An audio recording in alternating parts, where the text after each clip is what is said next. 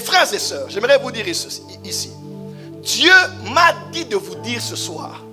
Et il te parle individuellement. Dieu me dit de te dire, il me dit, je te donne les clés de ta vie. Je crois que j'ai commencé à prophétiser. Dieu dit, c'est une des plus grandes décisions géopolitiques de notre civilisation. Des hommes ont pensé, ils ont dit, on va prendre ces portions de terre et on va y établir quelque chose. Et ceux qui ont décidé, c'est fait exactement. Je suis en costume cravate parce que...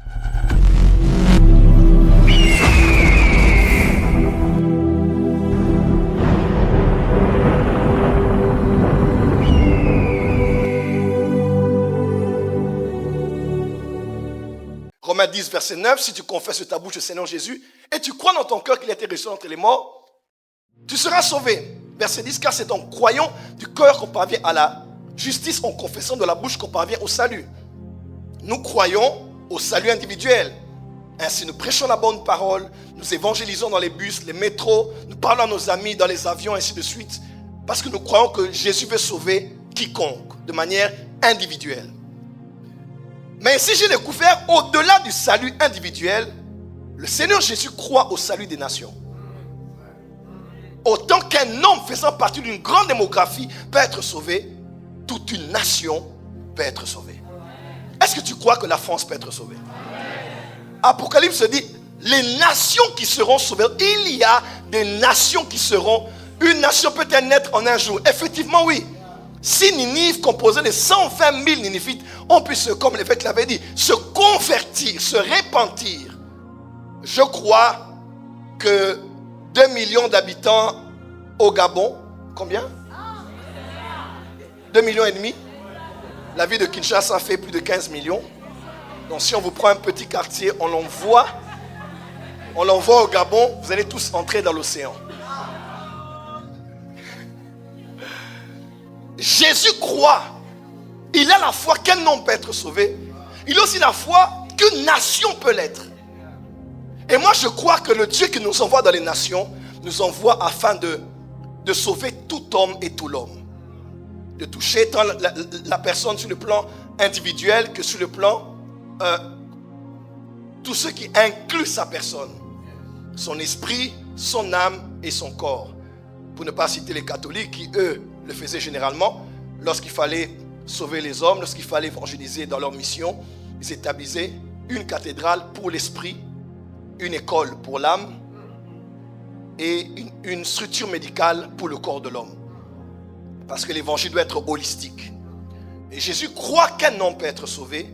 Jésus croit qu'une nation peut être sauvée.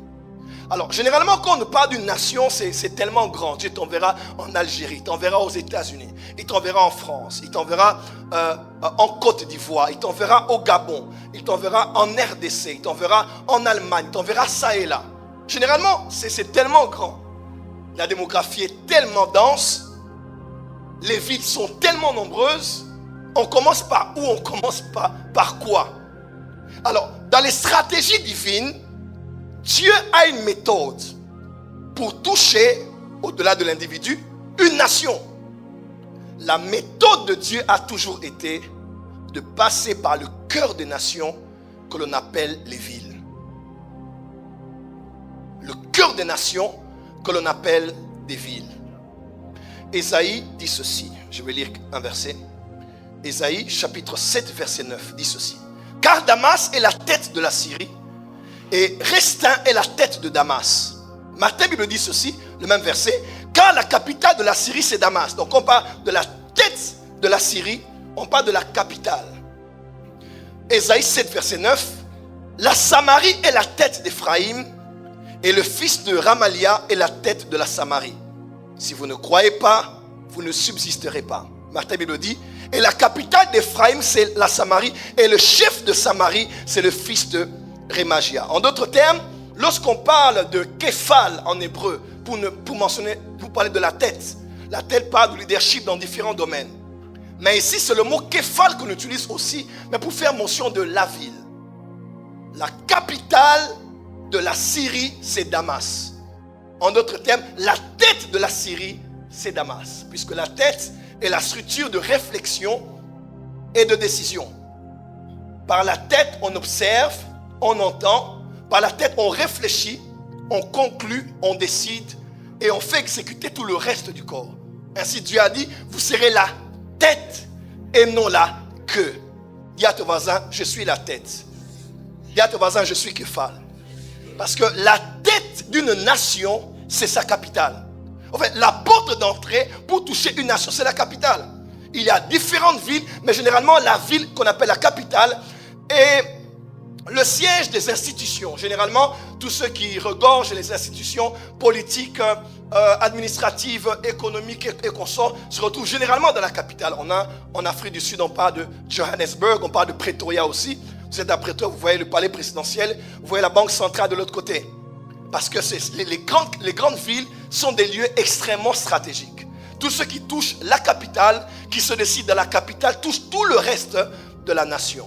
Mes frères et sœurs, j'aimerais vous dire ici, Dieu m'a dit de vous dire ce soir, et il te parle individuellement, Dieu me dit de te dire, il me dit, je te donne les clés de ta ville. Je crois que j'ai commencé à prophétiser. Dieu dit, je te donne les clés de ta ville. Pasteur Guélan, si Dieu t'a mis à Lubumbashi, il t'a donné la ville de Lubumbashi. Bishop, si Dieu t'a mis à Abidjan, il t'a donné les clés de la ville d'Abidjan. Pasteur Serge, vous êtes où exactement? Vous êtes à Kinshasa. Vous rentrez, vous... Ah! Le Dieu qui vous a dit de rentrer à Kinshasa, il vous a donné les clés de Kinshasa. Je parle à quiconque est dans une ville ici. Tu sortiras avec gloire de cette conférence, non pas pour rester uniquement à la maison et suivre les lives, quitter la maison pour venir à l'église. J'aimerais te dire, Dieu te donne les clés de la ville afin que ton influence soit réelle et palpable d'un coin à un autre de la ville, puisque Dieu désire aussi sauver au-delà des hommes, des nations. Il a aussi un plan pour les villes. Dis avec moi, pour les villes. Ainsi Jésus adresse des reproches à des villes dans lesquelles il avait fait beaucoup de miracles. Il dit parce que son souhait en faisant ces miracles était de voir, à l'instar de Ninive, de voir ces villes se repentir dans le sac et là. Il s'attendait à la même réaction que les Ninivites avaient eue. Mais il n'a pas vu. Parce que Jésus ne croit pas qu'un seul individu peut être touché, ou une nation. Jésus croit qu'un milieu urbain peut l'être aussi. J'aimerais qu'après cette conférence, quand tu marches dans ta ville, ou tu entres dans une ville, que tu vois Jésus partout. Que tu vois le royaume dans les supermarchés. Que tu vois le royaume dans les rues. Que tu vois Dieu qui veut envahir la ville. Le dernier verset d'Ézéchiel dit ceci. Et la ville en ce jour-là s'appellera Yahweh Shammah. La ville ce sera un milieu urbain. Mais ce sera tellement un milieu non seulement développé, mais rempli de la présence de Dieu, qu'on appellera le lieu Jéhovah Shammah. C'est de là où Jéhovah Shammah vient en fait. Ce n'est pas le nom de Dieu, mais c'est le nom avec lequel on identifiera la ville. Parce que la présence de Dieu sera tellement dans la ville qu'on se dira non, Jéhovah Shammah. On appellera Noisy-le-Grand, Jéhovah Shammah. On appellera Kinshasa, Jéhovah Shammah. Je vais vous dire que la gloire de Dieu veut éclater dans nos villes en ce temps de la fin. Que Dieu te donne la passion de la ville dans laquelle il t'a établi. Que tu crois que les hommes peuvent être sauvés, que les institutions peuvent l'être aussi, et que la ville peut être remplie de la connaissance de la gloire de Dieu. Habakkuk 2, verset 14 le dit de manière très claire.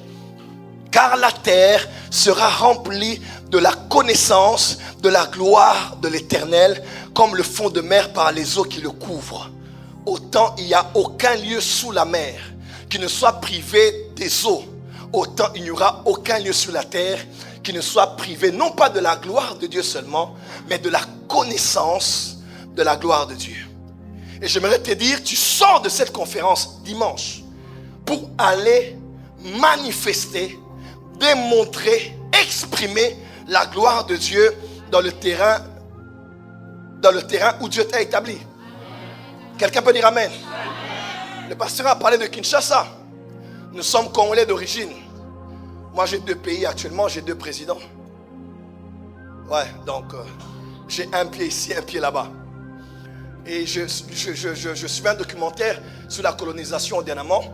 J'ai réalisé au fait que on parle aujourd'hui de Berlin, au-delà même du fait que Berlin est la capitale de l'Allemagne, au-delà même que c'est une des grandes capitales de l'Europe et du monde.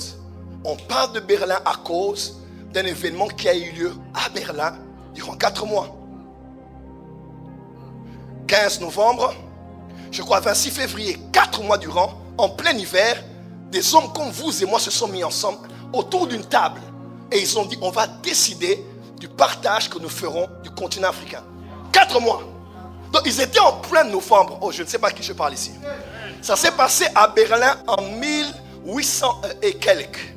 Ça se passe à Noisy-le-Grand. Hein? Ça se passe à Noisy-le-Grand. Quel jour sommes-nous aujourd'hui? Le 31 octobre 2025, où nous allons décider comment nous partager des portions de terre de l'Europe, de l'Afrique, et les posséder pour Jésus. Ton amen n'est pas encore arrivé ici. Dis à ton voisin, déclenchons la gloire dans la ville. Je descends alors. 4 mois durant, ces hommes se sont mis ensemble. Ils ont réfléchi, que pouvons-nous faire de ce continent? Léopold a pris l'un des plus grands gâteaux. La couronne en Angleterre, ils ont pris tout. À part l'Afrique, ils sont depuis l'Australie, c'est ça?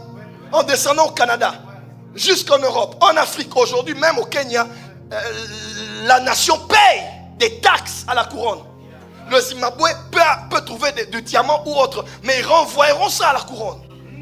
Des hommes comme vous et moi ont réfléchi. C'est une des plus grandes décisions géopolitiques de notre civilisation.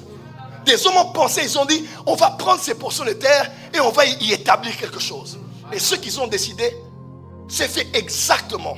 Je suis en costume cravate parce que je suis le fruit de la colonisation. L'évêque parle un aussi mot français parce qu'il est le produit de la colonisation des Français sur le Gabon.